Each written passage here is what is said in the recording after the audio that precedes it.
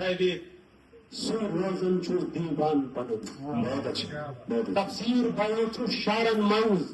تم حسنچ گن دہرات کرن اد ہر دم سینس کن تھوت سو روزن چھس دیوان پنن اخ یوت ہجوما تی یہ ہر کا تنہا روزن چھو اخ یوت ہجوما تی یہ تنہا ہر کا روزن چھو آباد دلس تک تھاون چھم دہرات سو اخ مہمان پنن بہت اچھا اور ان کو یہ مقطع وچھو تو کہ ایمان انن لئی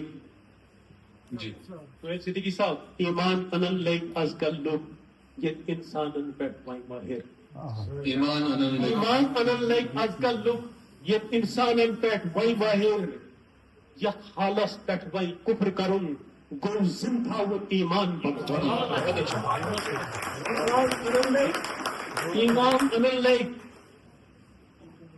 ایمان انن لئی از کل لوگ یہ انسانن پیٹ وائی ماہر یا حالس پیٹ وائی کفر کرن گو زندہ و ایمان بنن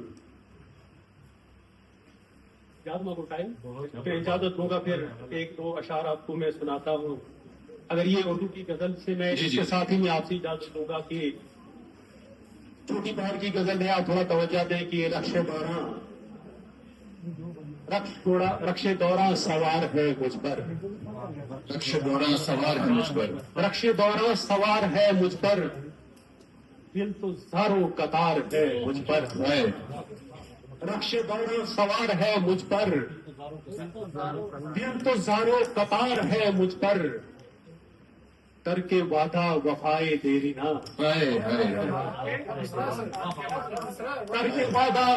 ترک وعدہ وفائے دیری نہ کیا بات ہے جرم قولو قرار ہے مجھ پر بہت اچھا بہت اچھا بہت اچھا ترک وعدہ وفائے دیری نہ وفائے دیری نہ جرم قولو قرار ہے مجھ پر بہت اچھا اور یہ شعر سنے کی ہائے غربت اوائے تنہائی ہائے غربت اوائے تنہائی مہربان یوں بہار ہے مجھ پر بہت اچھا اور یہ شعر دیکھیں غزل کا اصلی شعر ہے کہ وہ نہ آئے آیا بھائی بہت اچھا خصوصی طور پر ہے وہ نہ آئے وہ نہ آئے اب کے مگر لذت انتظار ہے مجھ پر بہت اچھا وہ نہ آئے اب کے مگر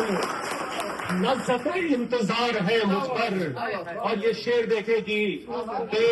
بے زباں ہوں زبان ہو کر بھی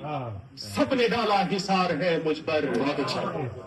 بے زباں ہوں زبان ہو کر بھی سب نے ڈالا حصار ہے مجھ پر اور یہ مقطع دیکھے کہ شیر گوئی کی ہے آسرا ماہر شیر گوئی ہے آسرا ماہر قدگنے کیا شمار ہے مجھ پر آپ سب کا بہت بہت شکریہ بہت اچھا کیا ضروری ہے